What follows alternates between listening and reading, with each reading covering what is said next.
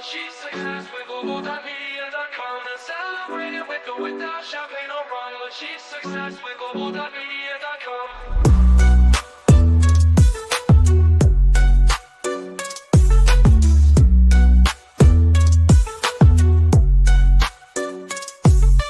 Every step forward is a new beat to your drum. Achieve success with Global.Media.com and celebrate it with or without champagne or rum.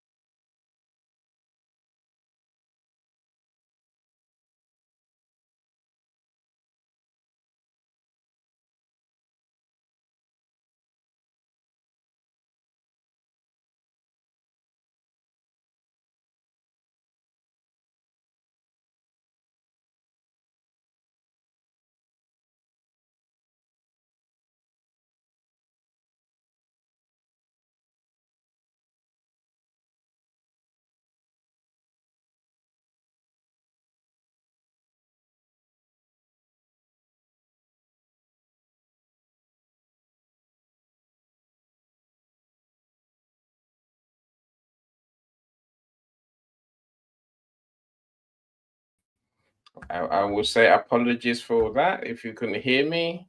Hopefully you can hear me now. What happened? My settings were somewhere else. Essentially, my settings were somewhere else completely. I had to record a video for you. I said to record, download a video for you, and that normally means changing my sound settings. It feels very hot in my house, though. I'll tell you why in a second. Let me open the door to get some air into my office. Now you can hear my YouTube channel or my LinkedIn channel. Okay, so what's happened? Alicia, welcome. Michael, I see you. Lois, thank you for letting me know there was no sound. And also, Michelle, thank you. Chris, I see you too. Welcome, welcome, welcome. Sorry about that. Like I say, I had to record a video, and I tend to record my videos with QuickTime. It means I've got to change my settings. Otherwise, you don't get sound on the video videos I record. Amolia, welcome. I joined your audio room leaders club yesterday. So I thank you for the invite. I look forward to seeing what will be. You know, look, I guess I feel your pain, Amolia. If you don't know who Amolia is, she's a LinkedIn legend and a LinkedIn events legend as well. So definitely connect with her for sure. You know, so now I'm sure many of us had plans built on LinkedIn audio. Alas, and now LinkedIn audio is evolved. We're going to have to evolve all our plans to LinkedIn Lives, which is not a bad thing. It's a similar model, similar idea. Of course, it still involves giving value to people through our events. I think it also involves finding a way to let the audience participate. My cat's been misbehaving in the corner, putting up plugs and leads, but I'll ignore that. I'll ignore that for a second. Right. Look, like I was saying before, you told me you couldn't hear me. I can't have my preferred guest speaker here today. I was hoping to have Paulette here because she has published these 3 books. I say 3 books for a reason. In case you don't know, it takes 3 books before you can say you got a book series. I've got other books now where there are 2. That's not a book series. That's a pair of books. So I'm going to talk about this idea of publishing a book series. More than 1 book. There are more than 3 books. In a series. What does that really mean? I guess we can talk about that. Why do we want to do that? Why do you want to publish a book series? What makes a book series a series? I think that's an important question to ask. Like I said, 2 books don't make a series. Of course, 1 book doesn't make a series either. Michael, turn your volume up. Don't look at me. My volume is what it is. Yeah. Yeah. So you can't. No, turn your volume up. So my volume is close enough to being where it should be. So my volume doesn't affect what you hear, surely. My microphone is on. Let me make sure. So I don't feel guilty. No. Microphone is in. Yeah. The microphone is in. Everything's in. So I can't help you, Michael. What can I say? Right. So we're going to talk about the book series as a thing for authors. Now, why do you want to do it? What's the pros? What's the cons? What's the considerations? That's what I want to talk about today. If you have any ideas and experiences that we can learn from, please. As I always say, click on this, copy the StreamYard link in the comments and paste it into your browser and then come in the studio. I would love to make these lives the same as audio rooms. So I want to hear more from the audience than from me. It's a slow process. And I say, of course, everyone will come along to LinkedIn Lives come the 1st of January. Until then, so I'm just keen to bring my friends along slowly but surely. I think we're doing quite fine. Mary, welcome. Great to see you. Glad you're here. So it takes a bit longer to get to these rooms, these lives going. Because it seems like there's more. Maybe there's more waiting for people to join. Of course, I could start straight away and then repeat myself, which is what I don't want to do. I want to start and then run with it. That's the hope. That's the plan. So be patient. Let's give it another 5 minutes and then we can begin. I think when people interact in these environments, I guess I see more joy than as much joy as we've been having from audio rooms. Again, as I'm looking, I'm thinking, okay. So normally when you miss it, when we have audio rooms, if you're there, great. If you're not there, you miss it and it's gone. Whereas now we can basically live on these lives and there's always a replay. Alicia, what's gone wrong? Alicia, what's gone wrong? I don't know what's gone wrong, Alicia. Not sure if it's just me, says Alicia. What's that mean? You can't hear me? Well, okay, you can now, right? Yeah, that was the early days, Alicia. That was the early days. In the early days, I didn't put my volume up. My volume was on my QuickTime. Now my volume is here with you. It was funny watching you with no sound. Guess what? You look like a ventriloquist. Thanks, Michael. You're far too kind. Thank you. I don't do tricks. It's a great live session chat. Thank you, Babby. So I've seen it. Of course, I've seen your message. I've seen your organization. I'm glad you're here. So Babby runs a charity. So I'm glad you're here. I'm still doing what I can so to get some more people in the room, and then we should begin a conversation. I've got a video to show you, and I've got conversations, and then I want to share some tips with you. Like I say, I will share ideas of what counts as a series, what you might want to think about, and how you might want to get your series done. So hopefully by the time you leave here, you will go with a better idea. If doing a series is your thing, then you definitely know how to begin thinking about what you want to do. If doing a series never crossed your mind, hopefully you might get inspired. You might suddenly get an idea where you can see your books being a continuation of the story beyond one book. There's reasons why people do book series, and there's a reason why people do standalone books. Of course, there's pros and cons for both, so let's not worry about that. What's important is that you do what's right for you in terms of making revenue, telling your stories, entertaining your readers, and of course, fueling your bank account. Everything goes towards selling more books. That's what we authors want. If no one's buying your book, no one's reading your book, no one's benefiting from your book, right? So it's all about making sure you choose the right strategy to sell more. Where is Dr. Lisa Fevik? She's still not here yet, I don't think. I haven't seen your name. Please, if you're here, please put your name in the comments. I would love to know who's here. I'd love to shout you out and welcome you. Michael says, I'm good. I'm getting older. Of course you're getting older. We're all getting older, Michael. Every day we get older, right? Every day. We don't get younger, do we? Maybe in my mind, I'm still young, but in reality, like you, my friend, I'm getting older.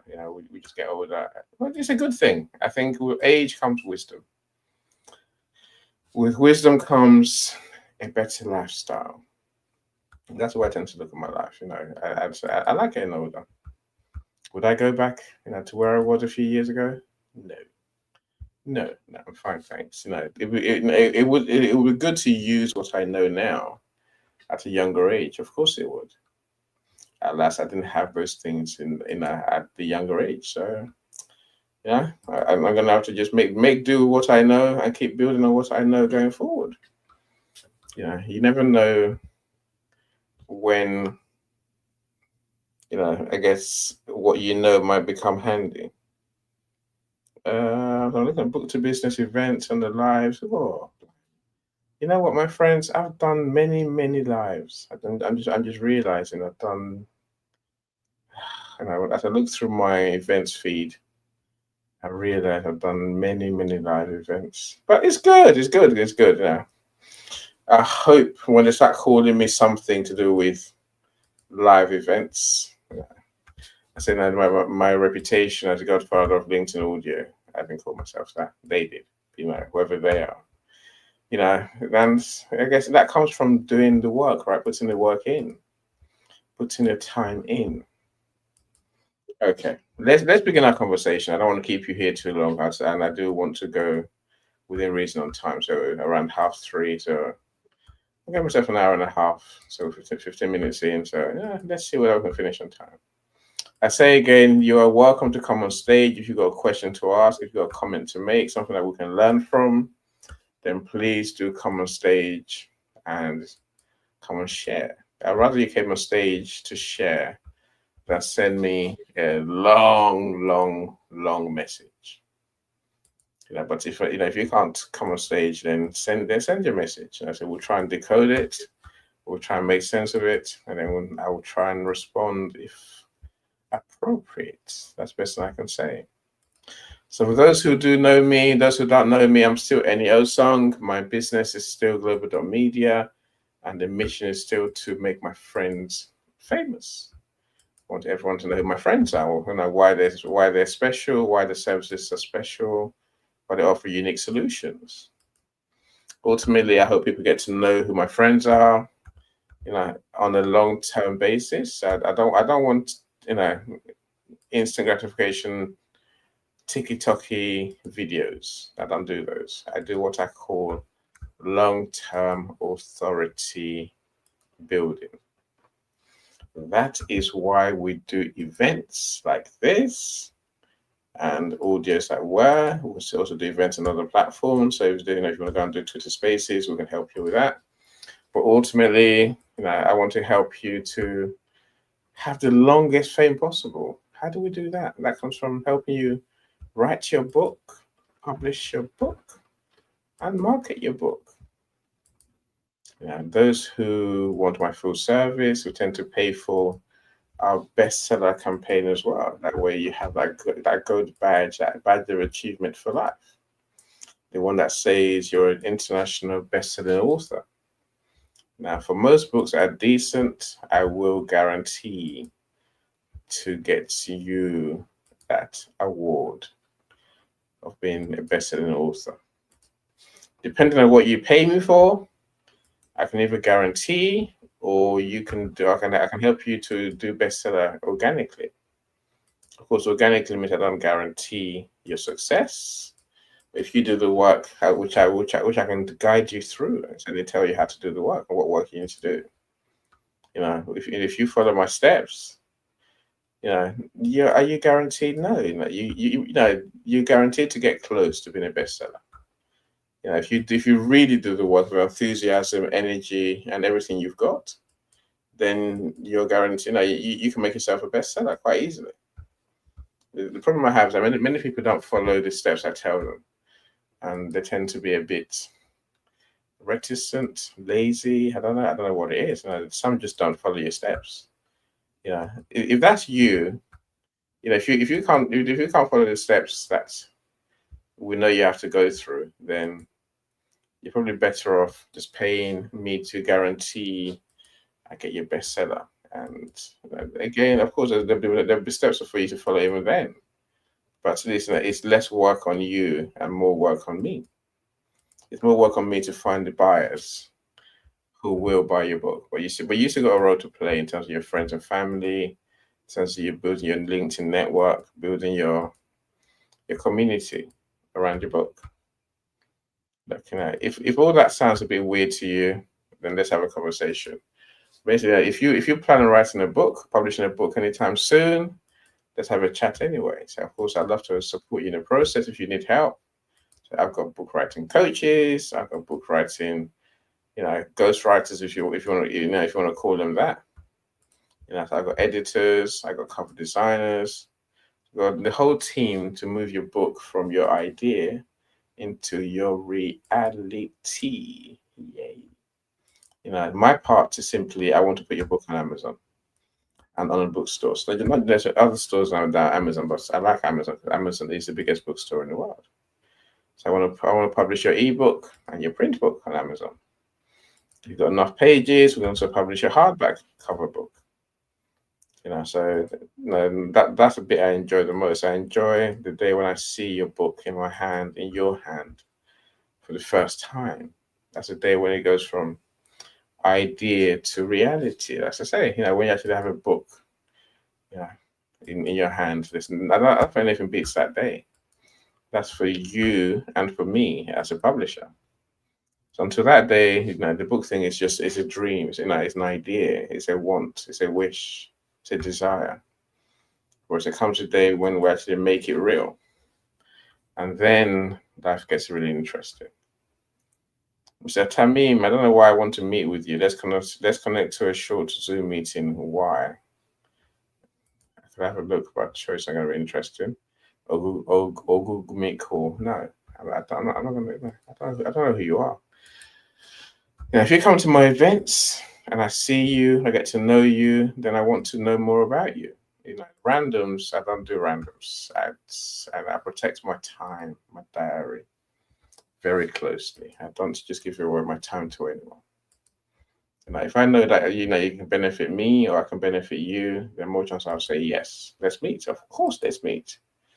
But I'm not going to waste my time with someone I don't know out of nowhere wanting to meet with me, because that's balmy. That's British way of saying that's crazy. I don't do that. I'm very choosy. Okay, right. So like I said, for those who are new, who are just coming in, we're going to talk about publishing a book series. a book series is a series of books. Strange that. Now, a book series essentially is 3 books or more. And what makes a series? I'm showing you Paulette's books. We've done so. We did one earlier in the year, the Banterless Breakfast, and then we did a second one, which is New House Nerves. And lately, we've done this blue one, it's New School Niggles. And these are all kids' books. And here's what you notice. They are Jack and Walter books. Strange that, I think the first thing in the book series, if you're thinking, is a book series for me? Yeah, should I publish a book series? Now, the question you have to ask yourself is simply this. Is there a similarity between the books that you intend to publish? Now, I mean, there's 2 ways of doing book series. One way is to do what we call episodes. In other words, you have the same characters who are tackling different issues, different episodes. So book 1 and book 2 and book 3 and 4, they're all different, but they're all different in the story that you are covering. But essentially, the characters are the same. The setting's the same. And I think of Harry Potter, for example. I'm saying that's a book series. J.K. Rowling did amazing work there, and she got all the benefits that you get from a book series. Essentially, what you have is a continuation of the story with the same characters. Now, in some series, the characters are continuing the same story from, think of a TV series from episode 1 to episode whatever that you stop at. In a TV series, the characters are introduced, and they're just playing a different story each week you watch them, right? Or each episode you watch them in. But essentially, you can link back to the beginning. Not necessarily that they have to all be intertwined in that way, but on a TV series, it makes sense that if you watch number 1 and episode 1 and episode 5, for example, what there's a link in the story. So, I think episodes, it's a good way to think of book series. So, you can write almost standalone books, but there must be similarities. Okay, if you look at Paulette's book, you will notice that they're very similar. They're similar in size, by the way. They really are similar in size. I didn't realize when I was publishing them that they're very close to being the same. Now, they're similar in layout. They're similar in design. They're similar. Literally, they are. They're one and the same. If you don't know that you're looking at different books, of course, the topics are all different. As I said, one is about school. The other one is about moving home. The other one is about, I guess, what's it said grief and bereavement in families. It's for you to work out what's the similarities, and am I going to tell one story over several books? In which case, we'll call that a continuation series, or am I going to tell different stories in each book? In which case, we call that episodes. I hope that makes sense. So, of course, the similarity is what makes your series a book series. If you have wildly different books, it's very hard to convince anyone it's a series. It might be buying Ennis books,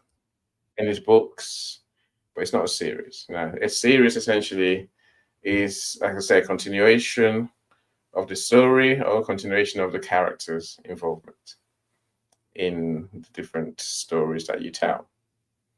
And they tend to look similar, they tend to sound similar in terms of how you tell your story. The number of pages are quite similar.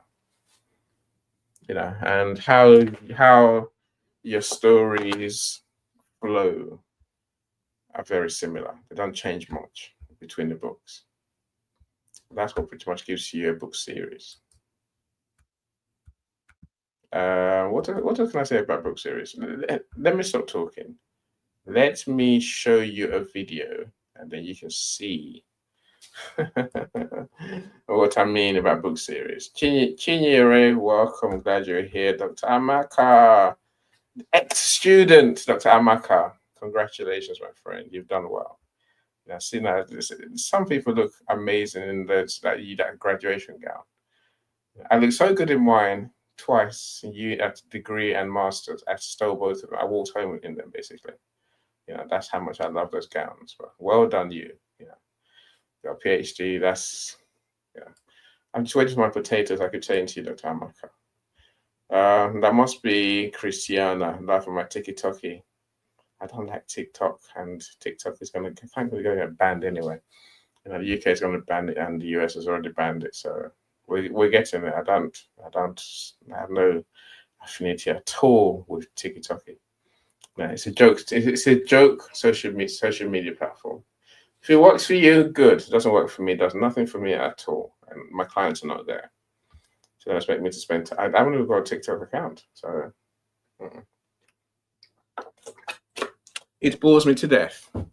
If Dr. CJ is here, she'll be laughing at me right now, going, it's always that way. And it's always that way. What's that? I don't change, right? I'm just authentically me. Joyce, welcome. Glad you're here. Yeah, Chinyere, you got the idea. I think, on Amazon, you need 3 books to make a series. Yeah, first book, maybe it's a good thing. Your first book is a standalone book, but maybe in your mind, you're going to create a series because you are telling the same story over several books, or you're telling different stories over several books. Well, it's only when you get to number 3 that you can create what Amazon calls a book series page. So essentially, what happens on Amazon, each book has their own page, but it's also a series page, the page where all 3 books are featured. And people can basically click one button to buy all 3. So that's the benefit of having a book series. I suppose I might as well say it now and say, if you're wondering, why would I want to sell a book series? I'll give you the biggest reasons. There's many reasons. You're going to see in the video in a minute, like I say. But then I think about it. If you write a book, what's the book? What, $10.99, $15, whatever you want to call it, right? One book, is $15. Let's say. When you write a book series, you suddenly realize if all your readers buy all 3 books, that's $45 each time that they go and buy your books. That's the transformation in revenue that a book series can give you. That's a true joy of a book series. Of course, having a book series also means that your readers they're dying to buy the rest, literally. Good morning, April. Your readers are dying. They're desperate to buy the rest. Once people know there's a book series, this is part of a series, they want the rest. They just want the rest, especially the kids. They want the others. And they'll make mom and dad buy the other, or whoever the guardians are, buy the others. And they won't stop moaning until, oh, April, I get my house sold. I just got another one sold yesterday. April, I got several properties, my friend. So the one I went to go and work on in London, it's on the market. So I've had offers, but I'm not really interested in the low offers. Anyone who tries to lowball me gets told, no, go away.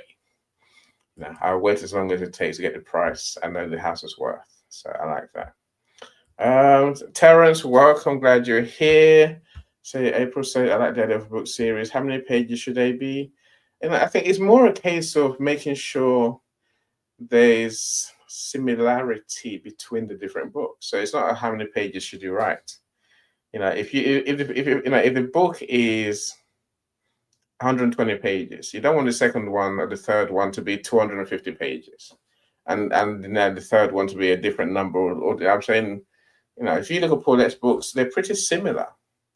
They're roughly So I'm looking 64 pages. The most recent one is 60. No. I lied to you. It's 81 pages, and the one in the middle is 84 pages.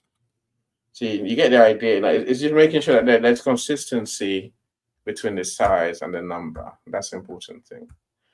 Calista, welcome. Look, if anyone wants to come in the studio, don't be shy. You say you can come in the studio, and I'll bring you on stage. You can turn your camera off once you're on stage, but you have to keep you have to enable your camera and your microphone before you can join the stage. If you look in the comments, I'm just posting just now. There's a StreamYard link. Copy and paste that into your browser. Come to the studio. Come and talk to me directly. Of course, everyone will see you then. That's how we elevate people these events. You can keep your camera off if you want. You can keep your camera on. It's up to you. But I would love for someone to come on stage and talk to me. Look, in the meantime, I'm not going to cry about it until you find the courage or the reason I should leave you be. I'm going to show you a video of a young lady talking about publishing a book series. It's about 5 minutes, a bit less, a bit more.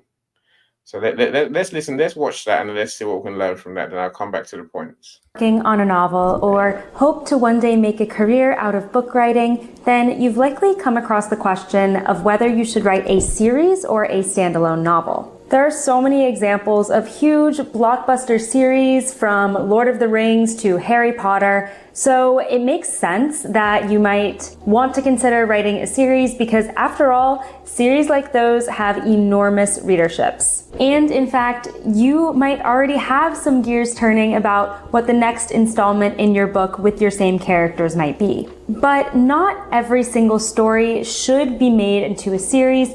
So today I want to walk through a framework to help you determine whether the story that you're working on or thinking about writing should be made into a series or kept as a standalone. If you are anywhere along the book writing journey or you're interested in potentially publishing one day, I recommend subscribing to my channel. Every week I either go through writing tips or offer insight on the publishing industry, and I'd love to have you around. So I'm going to structure this video by going through 3 key questions that you need to ask yourself in order to determine if your book should be a standalone or a series. The first question is, how do you intend to publish? This is ultimately one of the most important questions that you need to ask yourself before deciding whether to move forward with a series or keeping the book as a standalone. As you know, there are different publishing paths that you can take. There is self-publishing, where you are entirely in control of the publishing process. On the other side, there is traditional publishing, which is where you get a book deal with a publishing house in order to publish your book. And there's also hybrid publishing, which incorporates elements of both. If you are still considering your publishing options or would like some more clarity on what those 3 types of publishing options entail, I recommend checking out my video on how to publish your book. I go through all 3 in more detail. Now, it is totally okay if you don't have an answer yet in which method you're going to use to publish your book. It is completely understandable if you're still in the draft stages of your book. However, it will really be helpful for you to think through these options in tandem with considering whether your book is a series or a standalone. If you are leaning towards traditional publishing, which is having an established publishing house publish your book, then it is typically best to present your book as a standalone, even when you are first reaching out to literary agents to secure representation, which is the first step in the traditional publishing process. And the reason that I recommend going with standalone for this route is because the literary agent, in the vast majority of cases, is going to have to first sell this first book to the publishing house before they agree to sell any more books. Basically, the publishing house is not going to, in most cases, want to make you a deal for an entire series without first publishing the first installment and seeing how that goes, seeing if that has some healthy sales, and then if it does, they will want to continue with the series. But they really need to test that first book out initially because if they publish it and then there's unfortunately no readership, it's unlikely that they are going to be able to put in the investment to publish the entire series. If you envision the book that you're working on as the start of a series, or you at least want to keep the series door open, that doesn't mean it's game over for traditional publishing at all. What I recommend doing in this scenario is presenting the book as a standalone novel with series potential, which leaves that door open. However, it will still ensure that this novel delivers a rounded and satisfying conclusion without requiring a next installment. But again, it leaves the door open. If the book was to sell well, then you could expand on it with a series. It's unfortunately just not very common for publishers to take a risk on a debut author and buy a whole series or a trilogy up front. However, it is absolutely possible that they would take the first book from you, publish it as a standalone, see how it does, and then potentially expand on it as a series from there. Now, on the flip side, if you plan to self-publish, you are in complete control of the publishing process. And in this case, I do see some potential benefits to publishing a series. For instance, publishing regularly, say one book in the series per year, helps to establish a readership and helps you grow your author platform, because you will have readers returning to you expecting that next book in the series. You will, of course, also have the opportunity to gain revenue from all the different books in the series rather than putting all your eggs in one basket and only trying to generate sales from one book. Keep in mind that with self-publishing, you are in complete control of the publishing schedule as well. So you will have the flexibility to publish as many installments in the series as you want to. You're not going to have a publisher telling you the series only has to be a certain length or that you can't have a series at all. It is totally up to you. However, I would caution that you make sure that each and every book in that series is a very She stopped talking as if randomly. Excellent. Well, I was thinking I should stop it really, but I'm glad she's finished. I think she made some very good points there. It is a case of, do your books have similarity, and do you have something that I think they would say, and maybe it's a weird concept where you have to write a book where each one stands alone. I'm saying each of these books stands alone. Let's book stand alone. This is about starting a new school. This is about moving home. But still, there are similarities between them. The same characters, Jack and Walter, and in the same family is where the story is based. I'll tell you now, Paulette has a plan for 12 books in the series. So do you have such a plan for yours? Are you writing what has the possibility to become a series in good time? I think now is the time to think about those things, rather than waiting until someday in the future where you might want to combine them. Then I think you really do start writing accordingly now. I think maybe I'm all about being intentional. If you're going to write a series, start writing a series now. Write like a series. Don't wait to suddenly have 4 books and then say, "Oh, let's make them a series." And I'll say to you, sorry, there's nothing similar about any of them. Different stories, different times, different characters, how are they similar? What's the theme that runs through them? If you're going to write a series and be intentional about that, again, the young lady mentioned Lord of the Rings, for example. I'm sure the characters are the same in different Lord of the Rings films and books. I remember I watched, and that's probably one of the last films I watched seriously, and that was 25 years ago. I went to cinema. I went to go and watch this damn film, Lord of the Rings. I took my kids, took the wife. We sat there for 2.5 hours. Watched the film. You know what? Because it was a series, no one told Annie it was a series. The film did not have an ending. And I was so annoyed. I refused to ever watch a film again. I don't have time to waste. I said that's an example of a continuation series.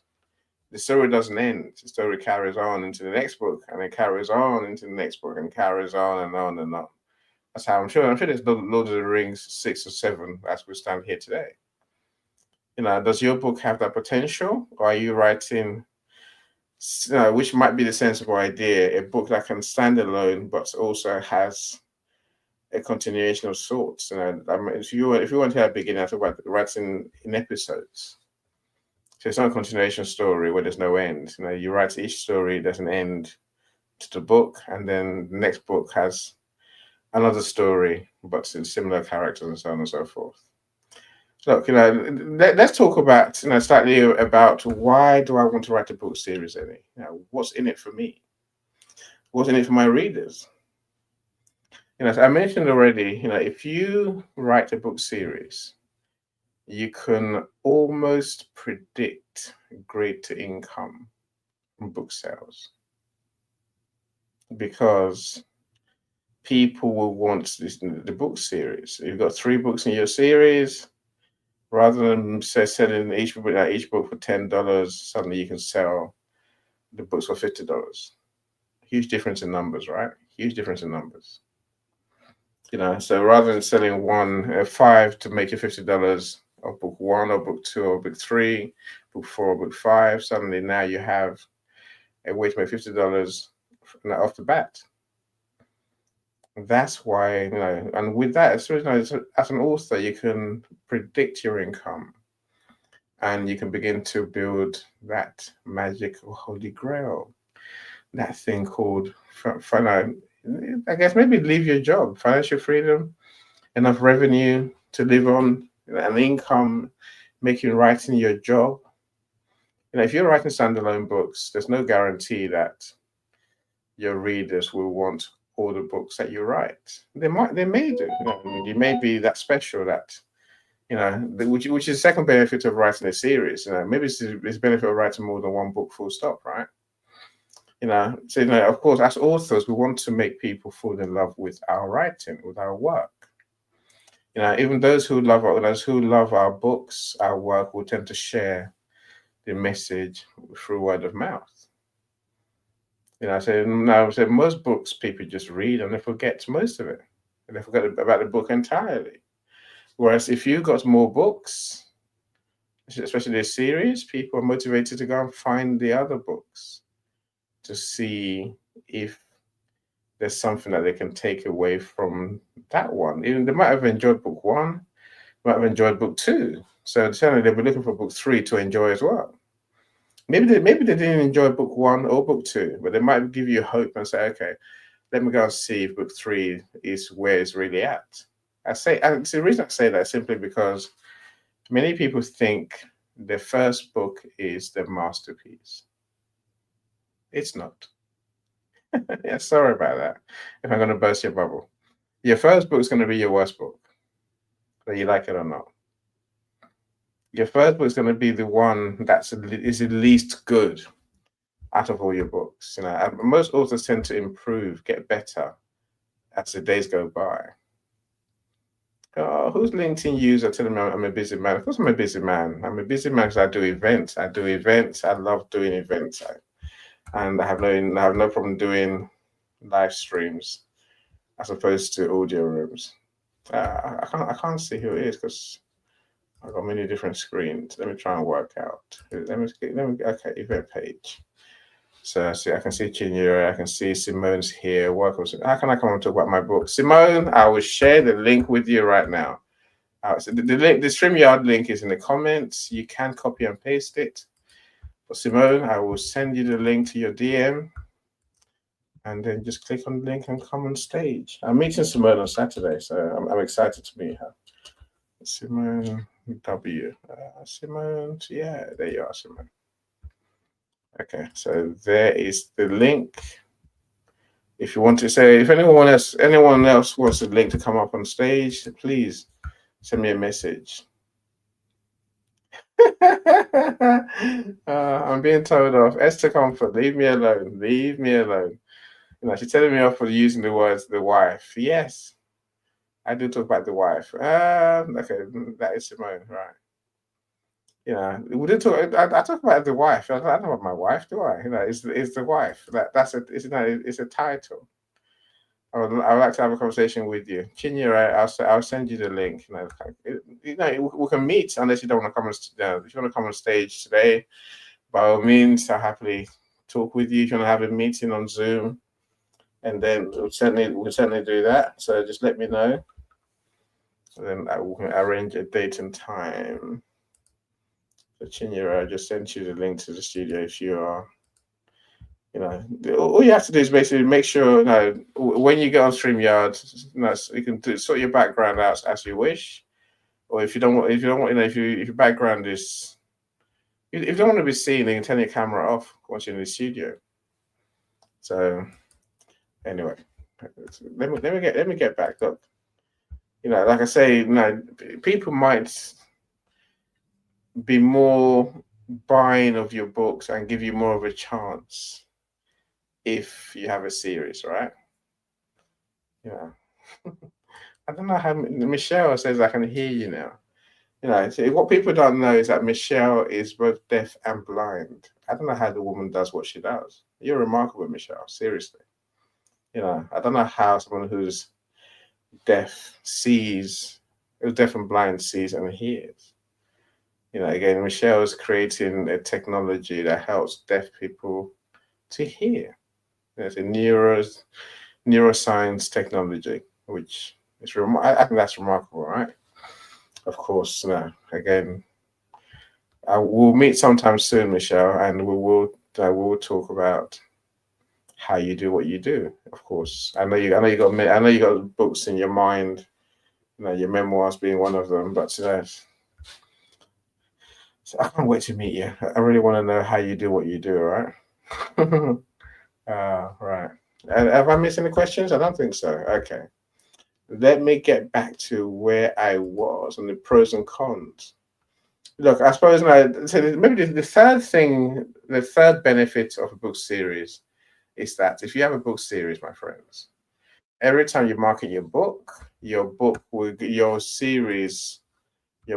go much further. Your marketing dollars go a lot further than just marketing one book. Hello, Simone. How are you? Great morning to you, everybody. Let me take out that bright light out of your faces. How are you? It's fine. How great to see you today. Great to see you today. Where are you in the world? I am joining you from the Midwest of the United States in Lee Summit, north of the Kansas City area. Most people know Kansas City, Missouri. I came home to be with parents for the holidays. So I usually am in the metro Atlanta area, but we came home a day ago to be with family for the holidays. Superb. So are you all set? Are you Can you hear me? Ready? Yeah. I can hear you perfectly. Can you hear me? Awesome. Okay, nice. And Michelle says hello, Simone. I can hear you just a little bit. Maybe the internet is coming in and out. Okay. Hello, Michelle. Turn the volume up. You're a busy man, Ini. I think you do one of these per day. Yeah, no. So yesterday I had 3. Oh, turn my volume up. Okay. Yeah, turn your volume up. Okay, hold on. Volume. So you said yesterday. Yes, yeah. Is this better? I can hear you perfectly. I'm good. So yes, I had 3 events yesterday, but I was exhausted. It doesn't help that I had a toothache as well. But today I've woken up in a much better mood. My toothache has gone down, so it's all good. It's brilliant. So great. So Joyce asked, what qualifications must someone have so they can start writing a book? What's your response to that, Simone? Who can write a book?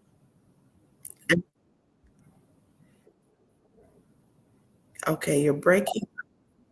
No, I'm sorry. Say that again. You're breaking up. So what qualifications does someone need for they can start writing a book?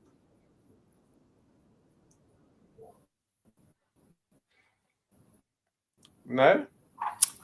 Your own life.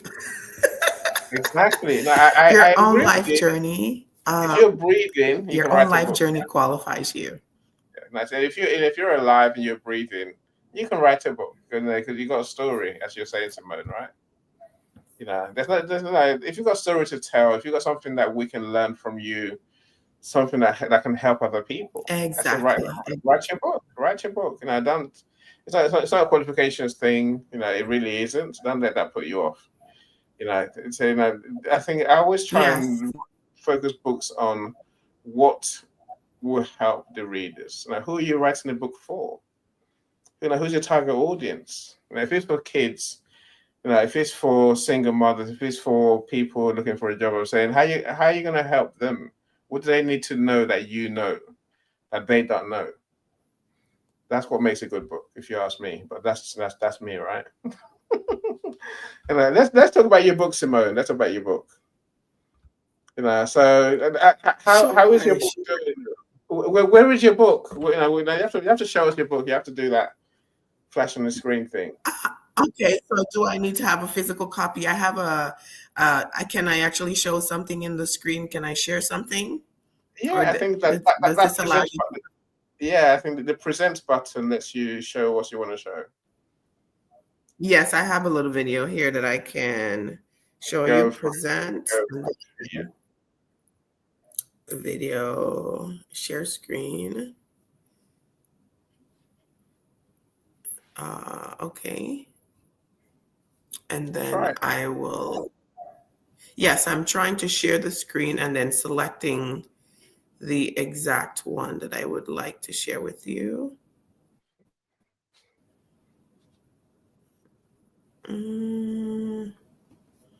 Windows.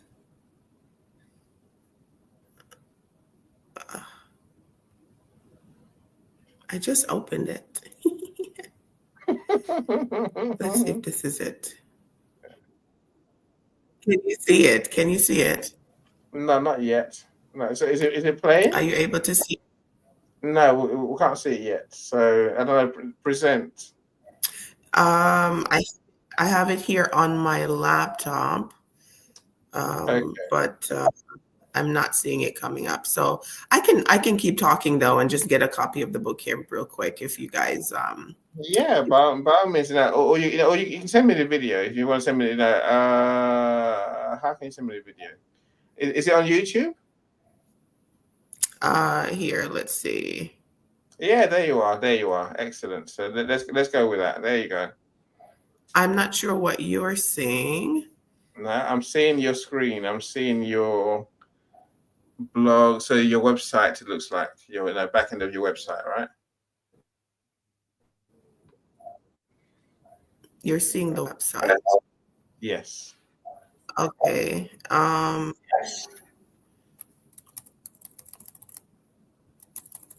think my husband was here doing something. So I will bring this up for our website. Go to services. Yeah. Michelle, be confident. It's a computer. Eventually, we'll work out what we're trying to do, and then we'll do it. Never be scared of computers. Okay. What are you seeing now, Annie? We're seeing the girl on the bed. So reading, finding belonging, the free guide. Yeah. It's not allowing me to click, as you can see. Okay, there we go. Get the book. All right, so here we are. So on our website. Superb. On our website. Okay. So here is the book, everyone. Thank you so much for joining us today, joining Annie. We just released my book called Decoding America. It's now available online worldwide, anywhere books are sold online. So Barnes & Noble, Amazon, in different countries. The websites might be different if you're in the UK, if you're in Australia, and different parts of the world. But Amazon should be a spot that most people could go and see it there on Amazon KDP. This book talks about, I'm sorry, Annie, were you trying to say something? No, it's superb. Brilliant. Well done, you. It looks like an amazing book. So, congratulations, I say. Yes, thank you so much. So the reason I popped on was I was listening to your 5-minute video there talking about book series. And, I started this journey with my podcast, The Immigrant Experience in America. We now have about 170 episodes where we tell immigrant stories. And I started that, venture out of the desire to talk about my own immigrant experience moving from one country, now living in the United States, and trying to figure out why I was just not feeling like myself anymore and not feeling like I belong or fit in. And so I discovered through the research that I was experiencing culture shock all of those many years. And so, here comes my book. And so I've shared many stories of my own, of struggling with culture shock, stories of other immigrants that I've interviewed on the podcast, talking about adjustment challenges that immigrants go through when they leave their birth countries. And so here we are, decoding America. But I did not see any of this when I first stepped out doing my podcast. And so 2 years later, here's the book. And as I started writing and the name of the book came to me, I started realizing that this could possibly be a series. I had so many things to say, and my editor kept saying, Simone, we have to stop writing. We can't keep adding. We can't keep adding. And so she's like, table this for book 2, table that for the next book, table this. And so, Decoding America could possibly be a series. And I love it, the presentation this morning, because there's so many things in the immigrant experience to be decoded. For example, decoding racism, decoding discrimination, decoding working in corporate America, or decoding working in the corporate space for whatever country you may find yourself in this morning. Decoding raising children in a new culture that is different from the one you were born and raised in. Decoding marriage in this new country, decoding the modern marriage, because I guarantee you it's not going to look like the marriage of your parents or marriages that you've observed in the countries that you're coming from, because these people are coming and living in collectivist cultures, which operates completely different from the individualistic cultures that we now find ourselves living and working in. Decoding the international professional who's moving from country to country, finding the next job and living in different countries. So here we are, an example of this book series that you just mentioned, decoding different experiences as it relates to living abroad and learning to thrive abroad. Superb. So have you written the book in that format, where there is a decoding racism next, and different topics? Well, this one is just the debut, but certainly we have material that will be coming out next. I just need to figure out how to, we just landed literally like November 22nd. And so I'm figuring it out as I go along, Annie.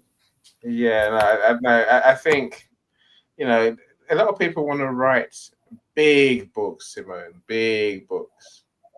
And I'm saying to them, no, break it down into parts. I had a plan to write the Audio Room Bible. And I realized it was actually going to look like a Bible. I'm saying, no, that's too many pages. So it must make sense to write the first book to just be the starter. What do you need to start doing events? And then what's the middle part? Some of the more of the technicalities. Inviting people, keeping the rules, and so on, and getting engagement. For example, I'm just giving you examples. I'm saying, and then and so we go, rather than writing one big book. I think it helps to break our books down, because people don't want to read big, huge books anymore. But and I think that we'll make more revenue, and we'll impact more people when their books are more focused. I think each book should really be a case of what's the first step. So I can see where you're going with your decoding racism, decoding almost employment, decoding every part. That'll give you an amazing series. Of course, it's easier to write a series where you have characters. So does your book have characters? I started with a few, yes. I started with a few. Excellent. So I was sharing my own personal story, right? So it's a lot of my personal story, my family's journey, moving from our birth country and coming here, our family's immigration story, and then the stories of other guests that I've interviewed, as well as some fictional characters to protect the identities of some people. And so the goal then is to follow up on the stories of some of these people who are in the book and give further detail in the immigrant experience as their life progress, living away from their birth countries. I think that's fantastic. Because I think a lot of people who write in non-fiction books tend to struggle to create characters. They tend to just stick to the straight and narrow. Here's the information you need, and here's the facts, and there you go. But I think every book should be written along with as stories. People engage more with people as characters that they can see. Even my boring books, business books, I still come from a conversational perspective. There's a character who I'm following throughout the book. So I'm saying the that sense of that tends to belonging you once had in your birth country. Oh, I'm sorry. no, that's me. I put it on screen. Let's watch it. Let's hear your genius, Simone. Why not? I was trying to figure out how to get it up to just play with the audio. It worked. My friends, learn about Simone's book. Okay. Have you found the sense of belonging you once had in your birth country while living in an adopted country? Have you become a foreigner in the place where you were born? Or are you still struggling to decode your new country? Are you struggling to make sense of the clashes between your former communal culture and the current individualistic culture? Hello, my name is Simone W. Johnson Smith, and I'm the author of Decoding America and Coming Home to Yourself, The Immigrant Experience, a book about navigating the complexities of immigrant life. This book explores the disorienting shift from collectivism to individualism. There we go, my friend. Excellent. I love that. I love good marketing collateral, and you certainly have a decent video there, right? It truly is beautiful. That's as Michelle says. Okay, so let me try and learn. Let's try and learn from you, Simone, rather than me telling our friends how this is meant to work. Now, how is it working for you? So this book is a standalone book in itself, right? This book is beginning, middle, and end, right? So if everyone just reads this book, they'll get the idea. They get the idea of the first book anyway. Yeah. So when is book 2 coming? What's your space intervals? Yeah, I don't have a time frame for this, right? I just wanted to get the first one out. And the interesting thing is when you are a first-time writer, you really don't have you just see the end of a book, of an idea that you have. And it is a journey that you go on. Because I started writing October last year, and so many things happened in my life that could possibly have derailed it. Yeah. But I kept going. I had an editor who motivated me, coached me through the process, and she kept editing as I turned over the 70 something or 80,000 words that I had just kind of, I just sat down and started writing. I had a framework. I worked with the framework, and I just wrote everything that was in my heart, in my mind, that I was feeling. Up at 3, 4 in the morning, I just got it out. And so sometimes a part of the writer's block is that the pressure to get it right the first time and to get it perfect. And really, what I learned through this process is you go through so many iterations, so many phases of changes. So if you would like to write a book, the whole issue of perfection will prevent you from getting started. So I say just take a pen and paper, try to put down the different topics or table of contents of ideas that you have right now. And when you have some free time, just pick up the laptop or your phone. Literally, I had my mobile in my hand when I was in the grocery store or driving down the road, and here comes an idea, pop. And I literally on my notepad was writing and making notes consistently. And I would just go in and add it to the document, write. And my editor, with her skill, was able to help me reframe, move things around. This works here, this doesn't work here. This doesn't work for book one, it works better for book two. The whole idea of the book two came about when we realized the volume of ideas and information that I got through the download. And we realized that we had to, at some point, make this marketable for book one. And towards the end, we're like, Simone, we have to just keep this, buckle this up. We can't keep writing. Let's put this new idea that you've just gotten, put it aside. And I made note, and I literally have a Word document that I just kept cutting and pasting and moving things over to this other document for the possibility of a book two. So I didn't start off the journey with the idea of this being a series, but as you go through the process, it develops. And so that, just like life is, right? If you step out and you want to do something, you don't always know what tomorrow or next week, next month, or next few years will look like. And so you start the process and things start unfolding, and you're like, wow, I didn't see this being a possible series, but there's a potential for it. Yeah. And, I mean, absolutely. There's important points there. I think, this, like I said earlier, accepting that our first book is not going to be our best book. It's just not going to be. We might think it is, but it's just not. We get better, like everything in life. We get better the more we do it, right?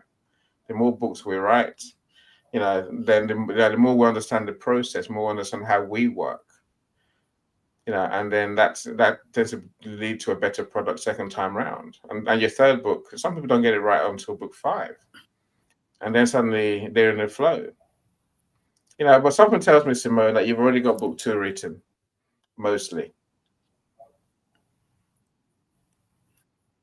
Yes, partially there. Definitely the angling of the book and deciding, like, okay, which part of it will we focus on for the next, right? Because I wanted to talk about, I have a 6-year-old daughter, and it's become quite interesting raising a child in a different country from the one I was raised in, the culture I was raised in. Certain ways and ideas and things that I did as a child does not apply here in the US. In the cold, for example, in the winter, my daughter wants to do ice skating.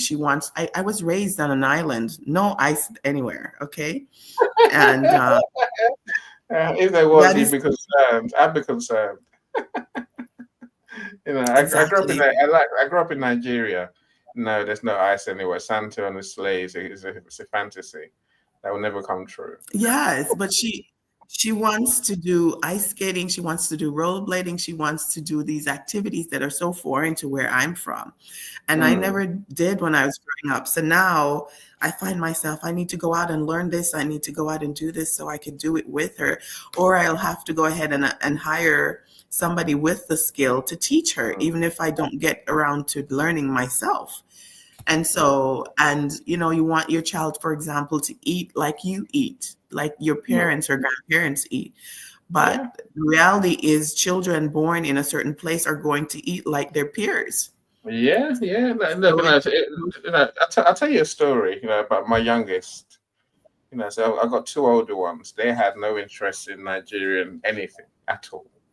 Not their thing at all. They couldn't care less, right? They almost forgot that they were the heritage, right? So those 2 in their 30s, 34 and 32. Whereas then we had a big gap. Then we had a youngest. He's 15 now. This boy suddenly, again, for years he lived like a British kid. What I haven't said is my wife is white, so that's a whole different issue. That what they eat and how they do things, like you say, is very different to how Nigerian would, for example. But now he's 15. Suddenly he's into Nigerian food.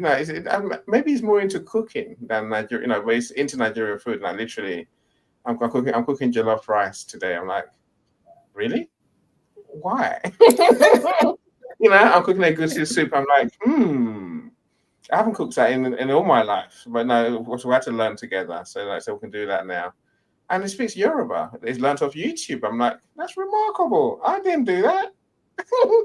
So I think that there's some, I don't know whether it's this generation of kids that we have today, but some of them are more interested in cultural stuff than we give them credit for.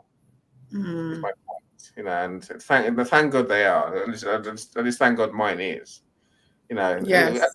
And he doesn't eat the food as much as I think he would, but now he's cooking it. I'm sure he will with time. Yes.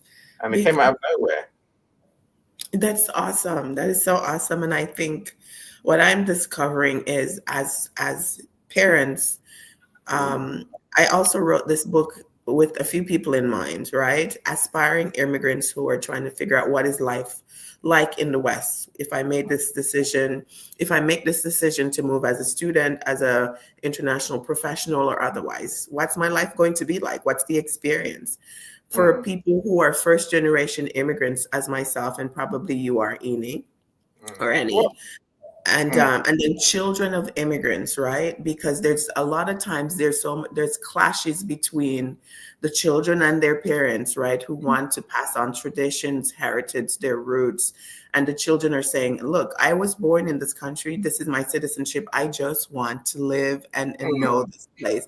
Stop forcing down your ways of living from back in the day, right? And so there oftentimes are clashes. And I encourage parents, part of the challenge comes in when you find that maybe your children, your British children or American children or children born in the West do not have the same drive or desire to achieve as you do, because they've been raised in a different level of comfort and access to resources and things.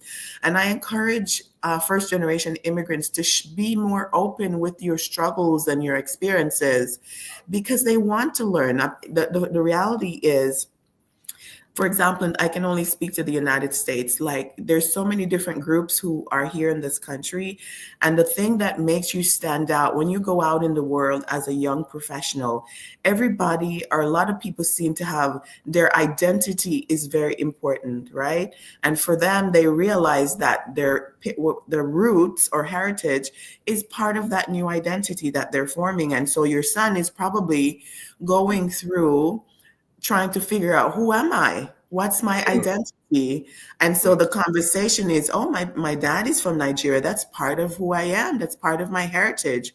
So now he's interested in learning and solidifying, as his identity grows. So he's going to look at his dad's identity, his mom's country of origin, and he's going to become a hybrid of those two, a third culture kid, a third culture person. Yeah, for sure. That's what my son has. The weirdism that's I'm British as well. I was born here, so Okay. and they'll tell you I'm the whitest black person they all know, because I'm British. I'm super British. Well, don't see my Britishness at best of times. I'm British, right? So maybe it's him trying to find that third identity, like you mentioned, that something different to mum and dad. He said, no, yes, I'm Nigerian. I eat Nigerian food in that sense. I grew up there. That's why I say I'm Nigerian. But deep down, I'm Caucasian inside. Whatever. Take that as you will, anyone. All right. I said I'm British. I do British things. I think like a British person and will do British things. My son is like, I don't want any. I want to go to Nigeria and go and live there. You're like, okay, the time will come. I'm not coming with you there, son. You go. I've been there. I'm not going with you. In case you wonder why we're talking about this, my friends, Simone's written an amazing book, Decoding America, which is about the immigrant's journey. So of course, you and I are going to meet tomorrow, Simone, and hopefully we're going to plan some more of these to dive more into your book for sure. So looking forward to it. So another question for you. I mean, it sounds like you can write a never-ending series of decoding books, decoding racism, decoding education, decoding even work ethic. I'm saying, where does it stop in your mind? Now, where is it? Where is the end? Is there an end? That's an interesting question. I can't say that right now. I'm only a year into the writing process, and the first book is out. So I'm just going with the train ride. I'm discovering and learning as I go along, and so I'm just open. I'm an open door with wherever this book takes me. And so I'm remaining open. I don't want to lock myself into an end product and then get, stalled at some point because it's not unfolding as I'm expecting. I think it's important to just remain open and take it day by day, week by week. I'm interviewing my colleagues who have published booked and to learn about their publishing process. What did they do? What was successful? What was not so successful, as I tailor my process.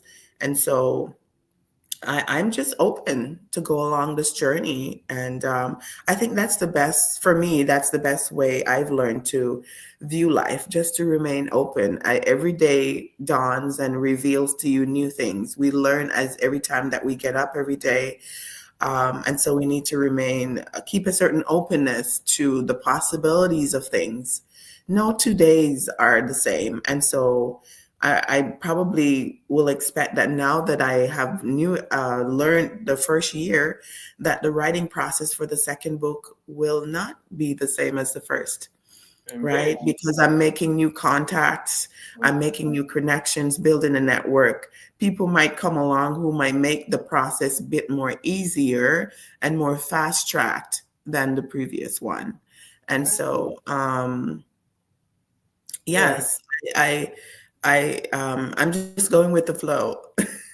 Superb. I mean, no, I think being open to the possibilities is a good way to look at it. I think again, I mentioned earlier, if you don't know you're going to write a series, at least think about a potential series idea. So there's a possible, this could turn into a series possibly. So but I think the sooner you can work, you can think about it and have a serious strategy, the more chance you can actually then work towards it. And we don't want to do suddenly wake up and you've written your first book, your second book, your third book, and suddenly you're like, oh, I want to make this a series. So that's not how it works. You have to have that idea beforehand. Even if it's not necessarily a perfect series, at least there's similarities between the books. The similar in theme, in characters, in storytelling, even in size, even page numbers, as someone mentioned earlier. At least have that in mind, and then if the time comes to make your books into a series, then it's easier to do. It makes sense to your readers. It's not about us necessarily as the authors. Maybe it's us we're trying to keep our books smaller, but it must make sense to our readers to have the stories that they want to enjoy. That's what a series really is. If you're writing a series for you, then you buy your own books. But deep down, it's about the readers, right? I can see when you have your series, assuming you keep your video making an agency. You can promote 3 books in one, right? You can promote 3 books with one video. So as a marketer, that excites me.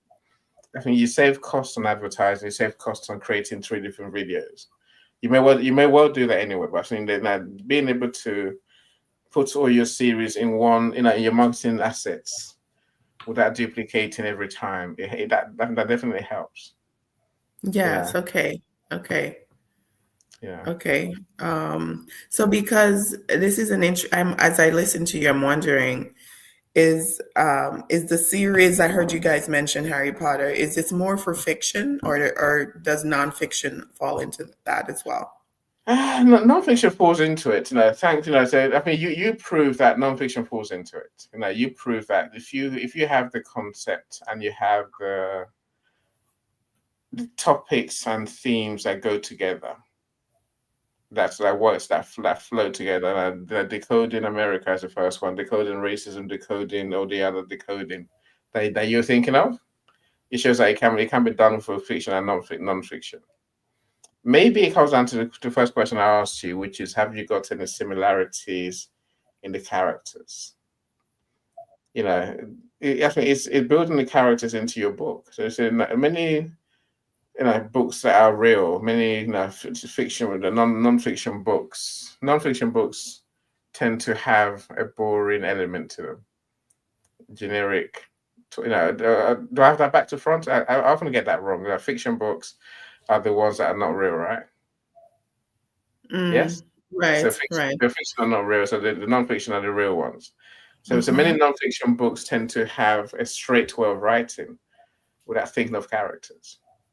But so I've learned that if I'm going to write my books, it helps to have a character that I'm talking to through the books. So even if it's the book's about how to do audio rooms, I'm talking Mm-hmm. to James, James, whoever James is, right? You create a character and that sort of work through the different issues. If you can create a character in your book or characters in your book, then it's easier to have continuation. I'm saying that, you have characters, so you have you can create continuation through your different stories. You know, Yes, yes. so Paulette's book has Jack and Walter and the whole family, so they can create continuation through each book.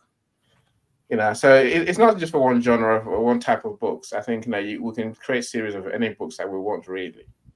It's about working out what is the similarity, what's the running theme, what makes these a collection rather than being a random standalone series of standalone books.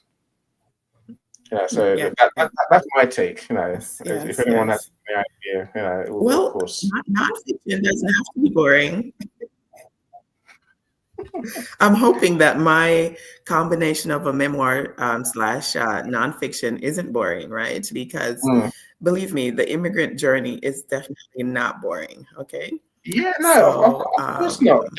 I may say, Simone, I may say, and sorry to interrupt you. Okay, I'll stop talking after this one. I think the memoir, in a typical memoir kind of way, my life story, that sort of kills the series idea. Do you think? uh, Because how many times are you going to tell your story? I may say, because we're still alive, we can tell more of our stories as we go. Does that mean that we write our memoirs later? I know, because I think writing 3 memoirs sounds a bit strange. mm, But I see, where that people, of course, it's doable. Whether you get your readers to buy into early stage me, middle stage me, and then late stage me. That's how I can see it working, for example. That might work, right? But essentially, my point is that memoirs is very hard to turn into a series. Because as a concept, people have an yes, idea right. memoirs is your life story. It's one story. You hear some this, here is it. And then we would say, no, there's another part. They're like, what? Yeah. Anyway, sorry about that. Sorry to interrupt you. Oh, it's okay. It's okay. Do you see yours as memoirs? I know it's your life story, but do you? I think there's a difference. Do you see the difference? But the difference is because it's partly mine and of my podcast guests. And we've also created some fictional characters to protect the identities of some people and stories that we were talking of, right? They were just way too personal. And so we've developed fictional characters. For example, one of the characters in the book is called Dora. This is a fictional character that we use to illustrate a point that we're trying to make. Another is Frank, or I think it's Jack. And so these people's stories continue. And I have so many others from the podcast that I wanted to write. For example, when I went through my branding identity for my coaching, Thriving Abroad coaching program, we came up with multiple different profiles of people. For example, an Indian American, their experience of America is going to be different from me, who's a Jamaican American from the Caribbean. An Afro-Caribbean person is going to be different from an Indian American, from a Latino American, or a Hispanic American, whichever word you want to put there. Someone who's a Mexican American is going to be different, from somebody who I come into the US already knowing how to speak English, and it being my first language, versus somebody who's from Russia or from some other place where English was not their first language and they have to learn English. So that profile of an immigrant is going to be different. And so that's where the fictional characters were developed to kind of illustrate a broader story that could be related to different people versus just telling. So it's not all my story. It's partly pieces of my story and that of my podcast guests and some of these fictional characters that we've developed. Okay, so you still have the whole world, the whole space to write your memoirs when you're ready. That's the important thing.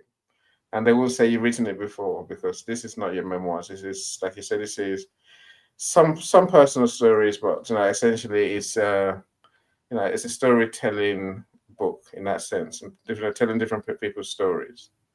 So the memoirs, that's all about you. Yes. That will come later on. Yeah. Then welcome, Dr. Islam. Welcome. Yes, that's very private. Mm.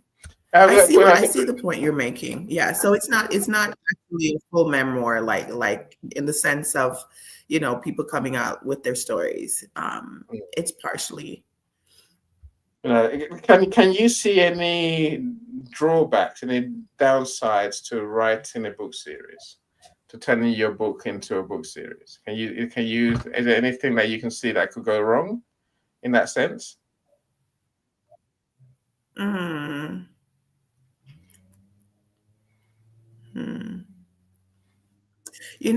Once you step on the train of commercialism, right? Because essentially, when you think about Harry Potter, it's been highly commercialized, right? It's been developed into film and all of that. And so now you have an audience who's expecting things of you, and that can take over your life. So the downside could possibly be that, people are influencing the stories that I tell rather than the actual stories that I want to tell. Because my editor and I actually talked about whether we were going the traditional publishing route or this is partially self-published in alignment with, some assistance from my editor's publishing house, right? But my logo is on the book. I also self-published the book.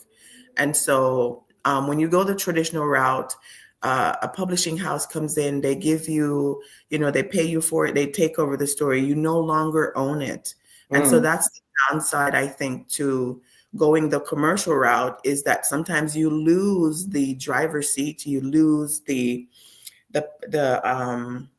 agency that you have in writing and turning the stories how you want it to go, because then now you have others who want to frame it in a certain way for commercialization. This is going to work, this is going to sell more, so we want to frame it this way. And so that could possibly be a downside to doing that. But I suppose when I get to that fork in the road, we will have a discussion. Yeah, no, for sure. And I think that people might wonder why I showed the video I showed earlier. And her big point was, if you go down traditional publishing route, there's a different set of issues than if you self-publish your series. But going the traditional publishing route, like you say, puts expectations to you because now there's demands that your publisher has. Whereas when you self-publish, you can control the schedule, the content, the intellectual property, where it goes, and all that stuff. Which is important. So I think having control of our books. I would say this. I looked at my wife. I think yesterday. I'm saying there's a reason why we publish books. There are people who basically complaining on TV that they went to traditional publishers and the books were not published on time. They're still waiting a year later. I'm like, how could that be? Wow, really? And then they're expecting a refund. There's no refund, and of course now because the publisher basically claims force majeure and says something happened that we can't control. So that's just how it is. The book will come when we're ready. And they say, I want my money back, and the publisher says no, you can't have your money back. If you look at the contract, it's not even your book, it's our book because we paid you for it. So it's like, oh damn. I'm saying that's why they come to me, because I don't want to own your book. Your intellectual property is your property. Don't look at me. I get it now. 10 years of trying to get my wife to understand why I do what I do. We got there eventually. I'm happy with that. Happy with that. Now, Jay, thank you so much. Yes. Yeah, So, go on. Sorry. Go on, Simone. and that's the interesting thing with doing virtual events. Sometimes you can't always the delivery of information over the waves, right? Sometimes I'm thinking, okay, I think he has a pause, and then I try to insert something, and by the time my volume or words gets delivered to the audience, then it sounds like we're talking over each other. So it's so interesting doing these virtual events. But I was going to say, wow, I think I lost my point there. And so here's something that I've talked about during the immigrant experience as I compare the individualistic culture and the collectivist culture.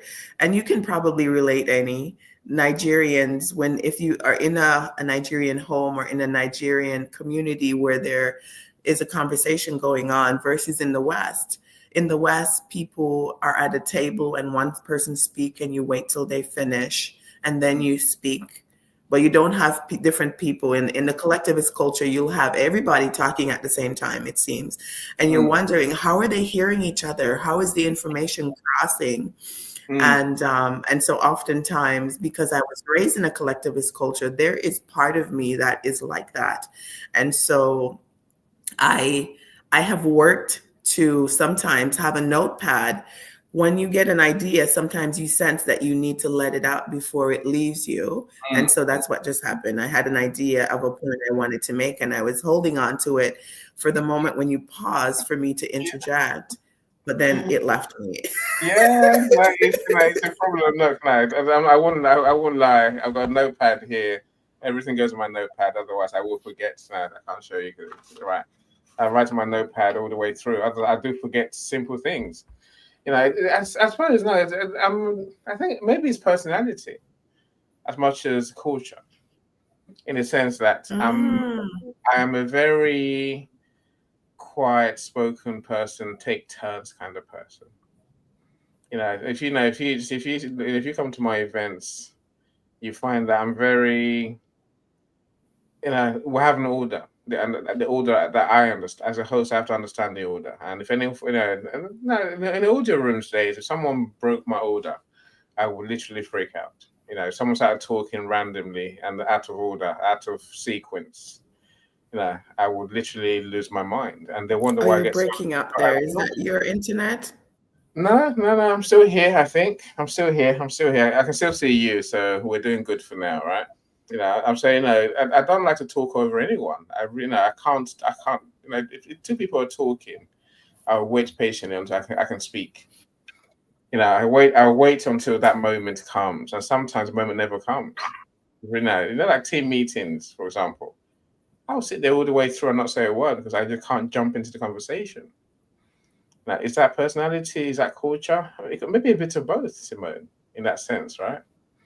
So I know it's just who I am. I just don't jump into any conversation because I don't know what I think is rude, but it feels uncomfortable.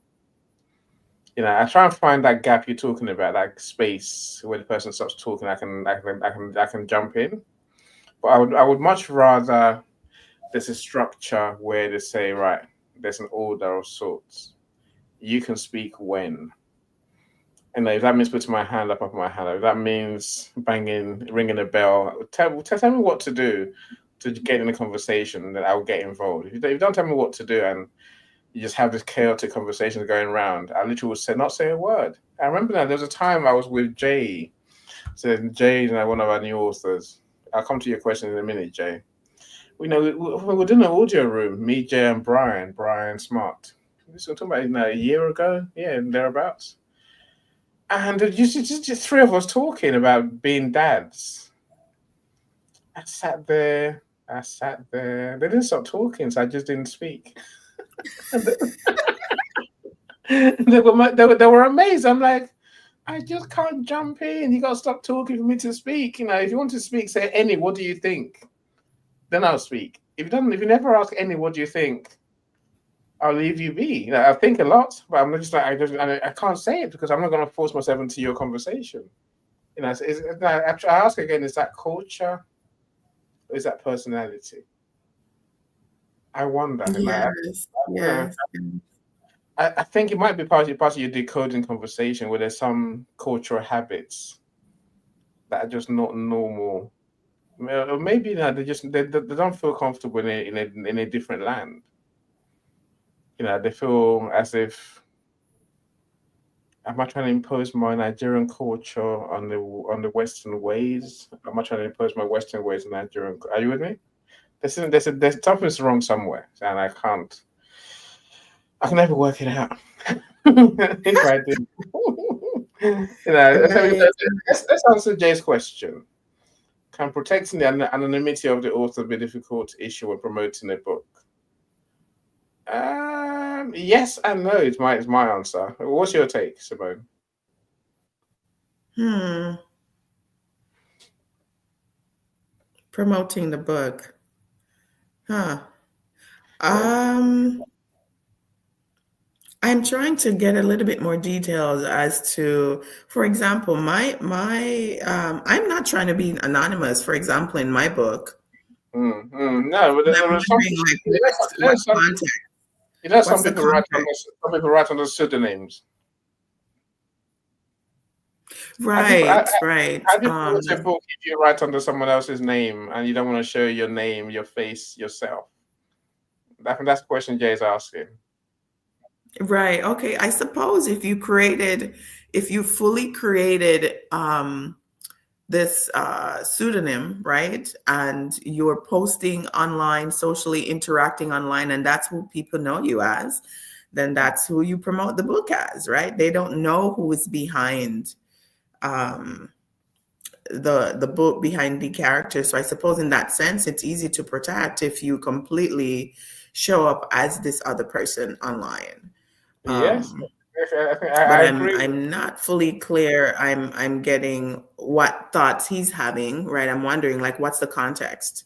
Yeah, I think But it Jay published seems his that you book as can. It seems that you can. yeah, I mean, he's published his book as himself, and I like your answer. You know, you can create a pseudonym and you can do many of the faceless stuff under that pseudonym. You know, the problem comes when we need a person. I need a person to I need the author to actually come out and talk to people. What do we say then? That's a challenge, right? You know, on video it could be a problem. Hmm. It's like this, it could be a problem. And unless you're going to sit there with a mask on, which you can. I'm just playing through my crazy ideas in my head, you know. But yeah, Yes, it's yes. an That issue. the world of fiction. Yeah, it's a real issue, and there's a world of realism that we have to live in. You have to show up as you sometimes, you know. And maybe the point is that there's so Right. many books written by ghostwriters. Even the big authors' books are written by ghostwriters half the time. Maybe that's another way of looking at it, because I know Stephen King has ghostwriters write his books, but he still fronts them, Jay. You know, so there's different ways that you can.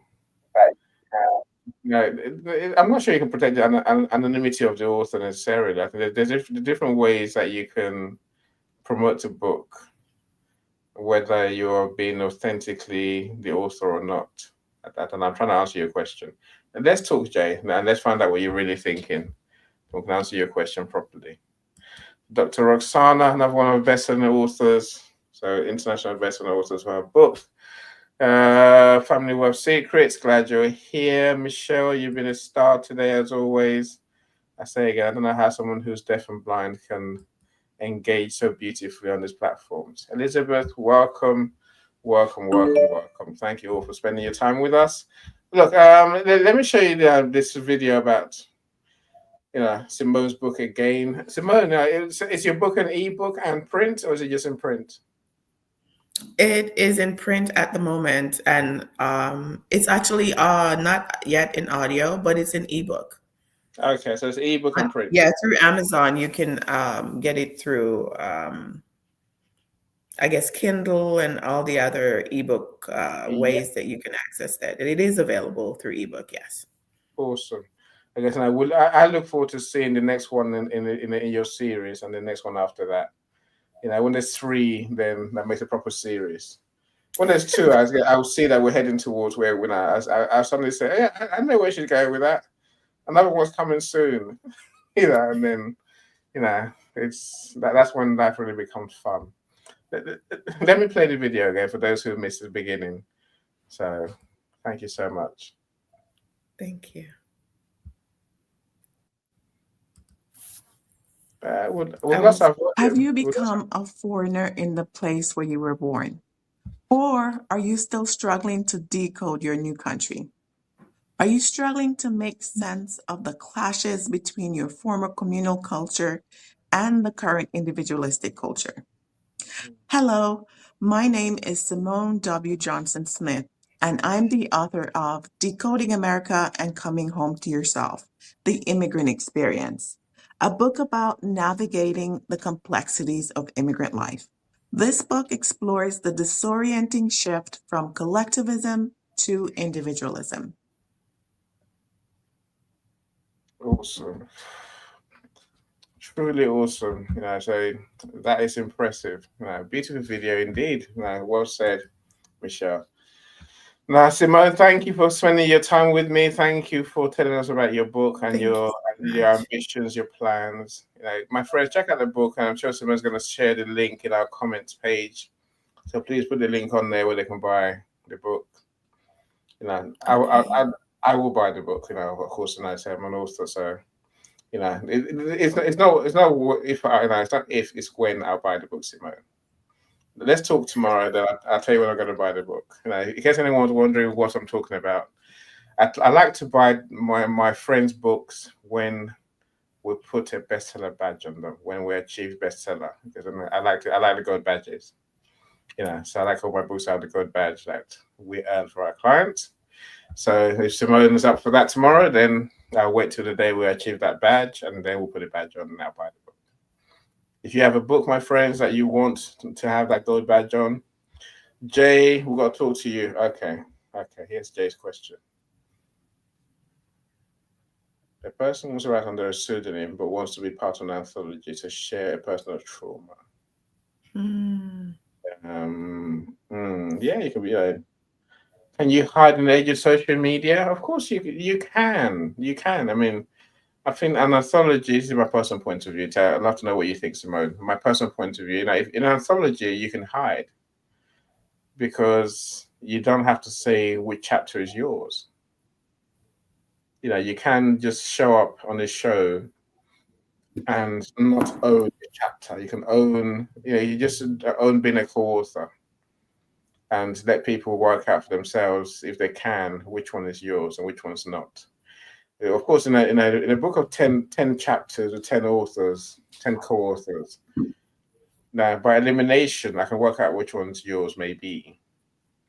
But the fact that you haven't put your name on it leaves that question, the Mark Twain question, never to be answered. I will never know. That's one way. Maybe the right way to go is the way Simone's going, that Simone's thinking, which is change characters, change the characters in your story. Don't go with the real names. Don't go with the real places. Now change those things, and that way the people you're talking about won't necessarily know that you're talking about them and your experiences with them. I wonder if that helps, Jay. I wonder. Okay, Simone, what's your thoughts? I agree with you. I suppose, this pseudonym, it is possible to develop this pseudonym. I'm sure there are people out there who are doing it, and they probably never appear as themselves publicly. I was thinking of somebody on the African continent. I don't know if he's Nigerian, but there's a gentleman who has raised quite a bit of money because he doesn't speak publicly. He doesn't say what he believes, or do you know who I'm talking of? There's this gentleman. Um, he just waves, and he's created such a hype around being silent, and created this personality where he never tells his idea on anything. And so everybody's just constantly like wanting to know what he thinks. But he's created quite a bit, build a bit of he just takes actions, and he never really says or criticize or gives his perspective, and people are, it just created such a interest in people trying to figure out like what are his thoughts. And so I suppose you could create, I'm sorry. That's a superb. I like that. I like the idea of creating a mystique. I think here, it's like the what's the artist's name? I can't think of his name. I'd have to go Google it. I came across this story sometime. Yeah.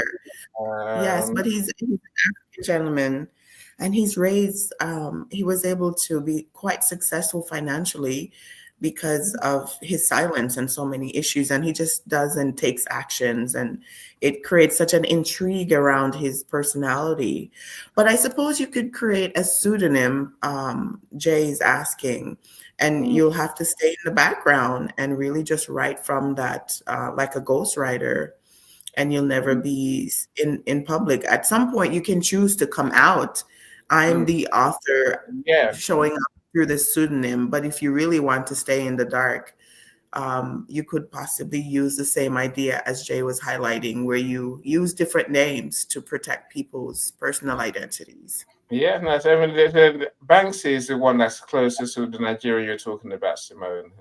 Banksy is there. He never speaks about his art. Every so often, it might turn up in a mask and go to the art gallery to go and sell his work. I mean, he plays the whole thing, right, carrying it through and creating art everywhere that no one knows whether it's him or not. But they know it's him really, but no one knows who he really is. No one knows his personal identity. What they do really. I'm just saying, I think that maybe that's where the answer lies, Jay. There's different ways to play pseudonyms, right? You can play pseudonyms and say, right, this is my alter ego. This is not, this is me. This is my alter ego. So you have to live with both of us. It sounds weird, but people can get their head around that. When I write, I'm Mark Twain. When I'm talking, I'm Jay, and I don't talk about the same thing that Mark talks about, sort of thing. Right? Are you with me? You can create two identities in the same world that we live in. It's an idea.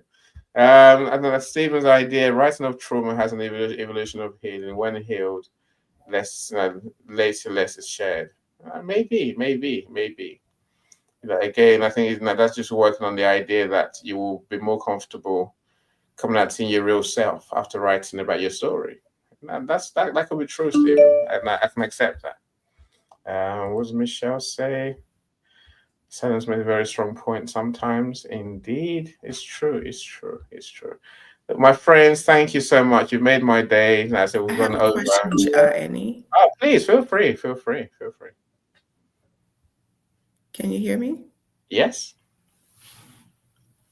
Yes, I can hear you. I tried to share the book link in the chat, but it's asking me to connect to YouTube in order to be able to comment. So I shared it with you privately. Okay, I'll put in the comments as soon as we're finished.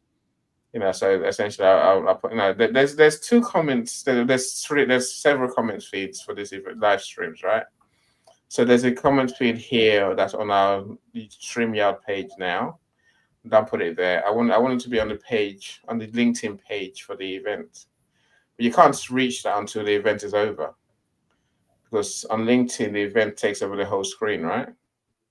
So when the event's over, I tend to refresh my screen. The event page bit shrinks, and then I can see the comments below that. Thank you so much, everyone. Thank you for being here. I don't know. Simone, you're the star. Thank you so much. Now, I mean that sincerely. I can see myself doing many of these things by myself, but you saved me by bringing interaction and engagement. I love that. I truly appreciate you. I'll tell you more about how I appreciate you tomorrow when we meet. I can't wait to meet you properly. Looking It's part. forward to it. Look, thank you so much. Thank you. My friends, connect with Simone. Check out her book link in our comments, and buy the book. Don't just check out the book link. Buy the book. Buy the book. There's a story there for all of us. I think all of us are immigrants in a way. In a way, Simone. Everyone's an immigrant. Whatever they say, they might think they're indigenous. There are very few indigenous people anyway. So let's our stories it's in your book. I can see that. Let's go and buy the book. Let's learn from it, and let's look forward to book 2, book 3, and so on. Thank you so much, everyone. Simone, I can't thank you enough. I say again, thank you so much. I'm going to play my outgoing song. Join me again. Oh, in the new year now. Yeah, in the second week of January, I think is where everything seems to restart.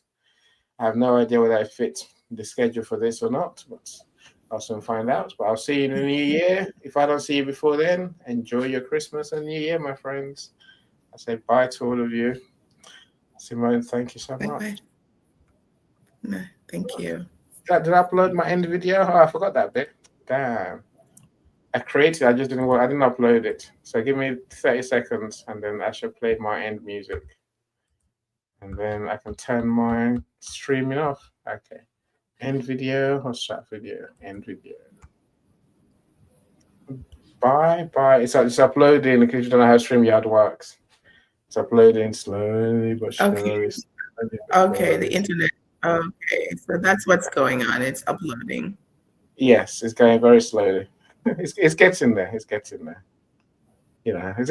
This is part of the moving parts of these live streams. In the audio, you should press start, finish.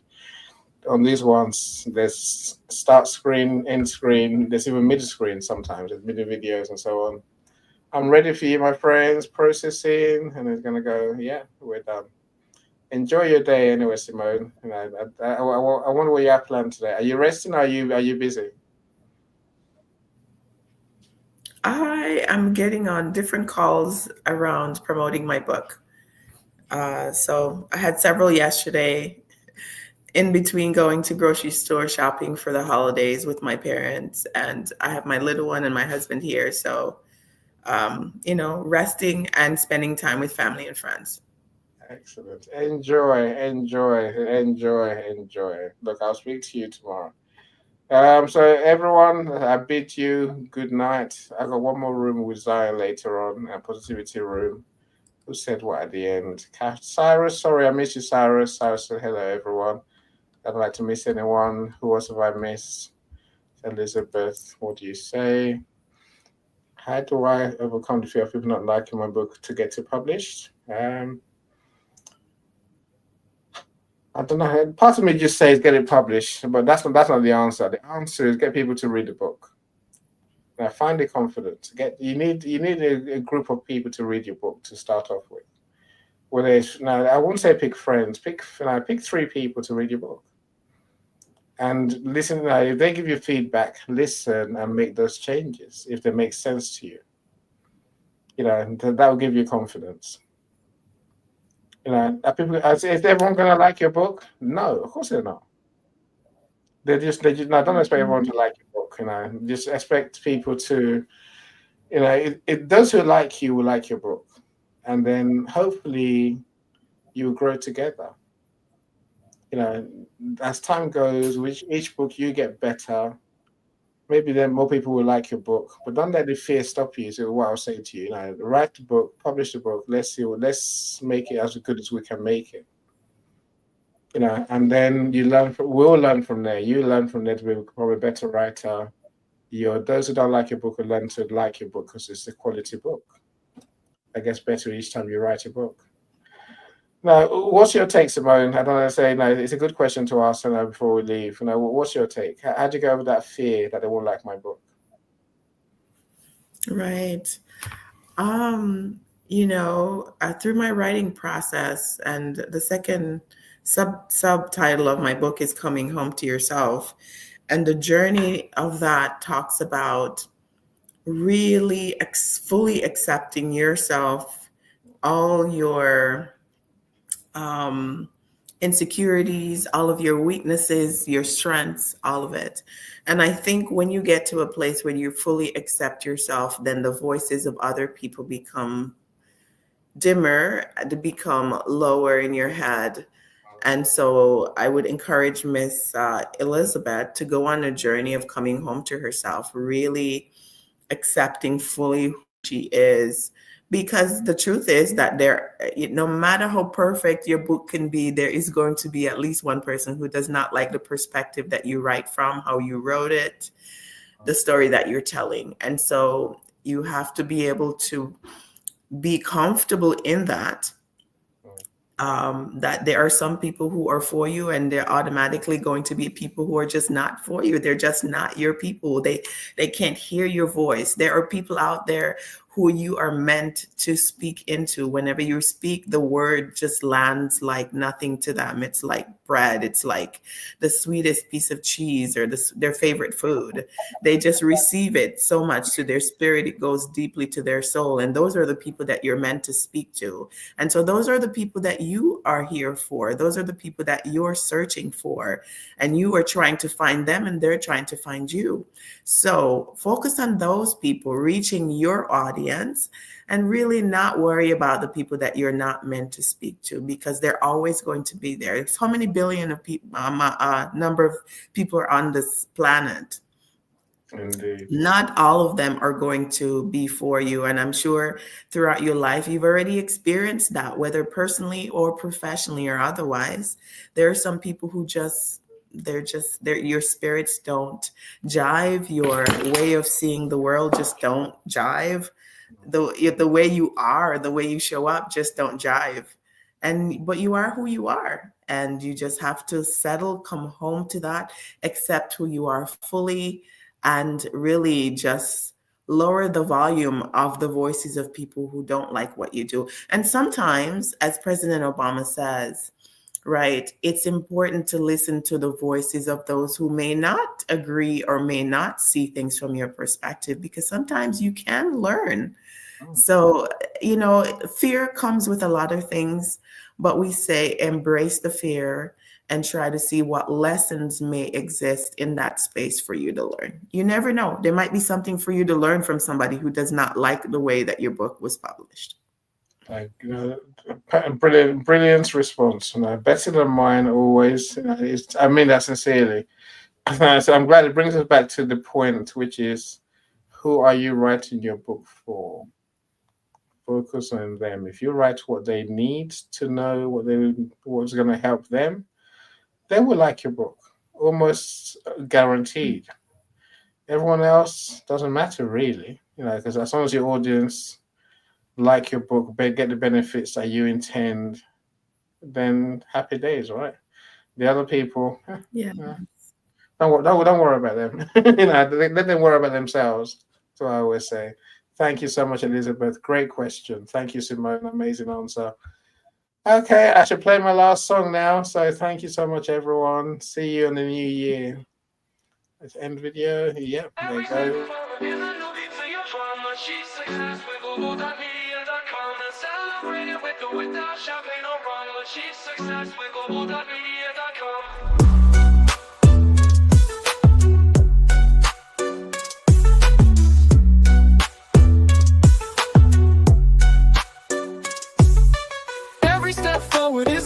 To your drama, chase success with Global.Media.com. Let's celebrate it with or without champagne or rum.